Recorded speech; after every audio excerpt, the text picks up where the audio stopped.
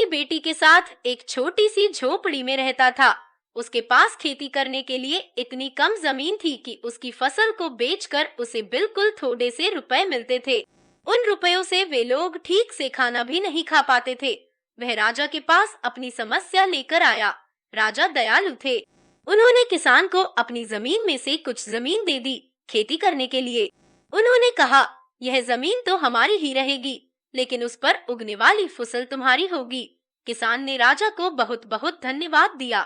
एक दिन वह खेत की जुताई कर रहा था, तभी उसका हल किसी कठोर चीज से टकराया। उसने वहां खोद कर देखा तो उसे सोने की एक ओखली मिली। किसान ईमानदार था। उसने अपनी बेटी से कहा, हमारे यह ओखली राजा के खेत से मिली है। जिसकी जमीन है उसी की यह ओखली भी है, इसलिए हमको इसे राजा को लौटा देना चाहिए। किसान को बेटी बोली, नहीं पिताजी, आप ऐसा मत कीजिए, आपको सिर्फ ओखली मिली है।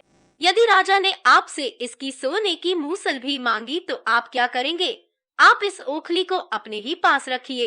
लेकिन किसान को यह बात ठीक नहीं लगी। वह बोला, जो चीज हमें मिली ही नहीं, वह मांगने का राजा को कोई अधिकार नहीं है। वह राजा के पास ओखली लेकर पहुंचा, लेकिन दरबार में ठीक वैसा ही हुआ जैसा कि किसान की बेटी ने सोचा था।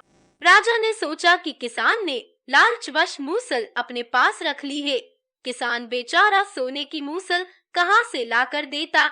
नतीजा यह हुआ कि किसान को जेल में डाल दिया गया। जेल में न उसे ढंग से खाना मिलता था, न पानी। किसान को ऐसी गलती की सजा दी गई थी जो उसने की ही नहीं थी। वह खाए पिए बिना निढाल हो गया। लेटे लेटे वह रोता रहता था और कहता था, बेटी की बात मानी होती, काश मैंने अपनी बेटी की बात मानी होती। एक दिन राजा ने उसे ऐसा कहते हुए सुन लिया।